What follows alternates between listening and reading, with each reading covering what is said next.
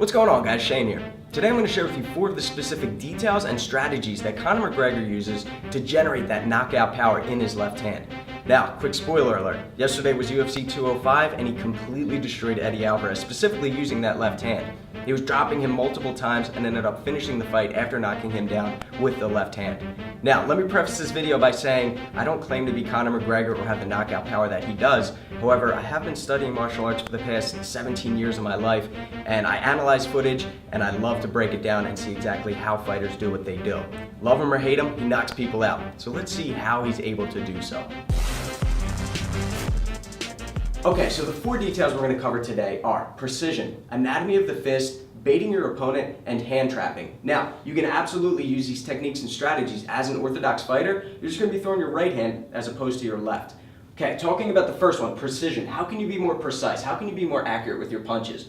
By keeping your eyes open and seeing the target that you're aiming for. Conor McGregor is great at doing this. Similar to Floyd Mayweather and Muhammad Ali, when their backs are up against the ropes, their eyes are wide open so they can see the punches coming in and defend accordingly, but also they see the openings so they can land their counter, okay? Another thing that McGregor does is he stands in a southpaw stance with his feet, but his shoulders are orthodox. And he'll switch this up every once in a while. And he'll lean, he'll twist, and put his rear shoulder a little bit closer to his opponent. And what this does is it gets the fist closer to his opponent's head. Boom, easier to hit. If this thing's moving around, I get my hand real close, it's easy for me to hit it, right?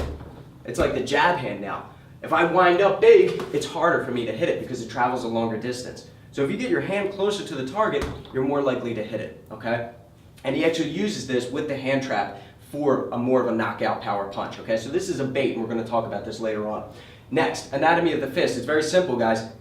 Tighten up your fist upon impact, all right? Don't keep a loose fist. A lot of people who train with boxing gloves, pro boxers and kickboxers, get in the habit of doing this when they're throwing punches. So if they convert over from boxing or kickboxing into MMA, they have a bad habit of keeping their hands loose when throwing punches against someone's head. You have a much denser fist, a much harder fist if you squeeze your forearm upon impact, and McGregor is great at doing this, always. Every single punch that he throws, which almost is a bad habit because he does tire himself out if he misses, but if he lands it, it's gonna hurt, it's gonna do damage, and probably knock you out, okay?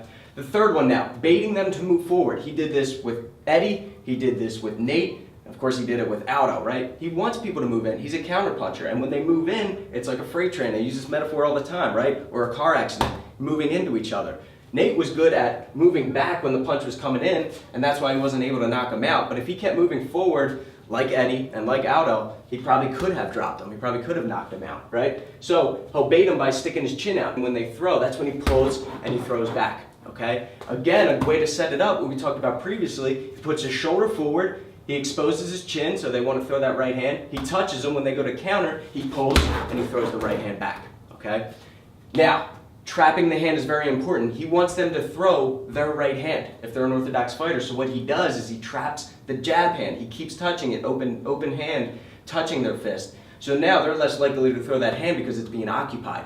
Now they want to throw this power hand as he's sticking his chin out. And when they do, he touches them, they get agitated, they throw a big right hand back, they're off balance, boom, and that's when he lands his big power left hand.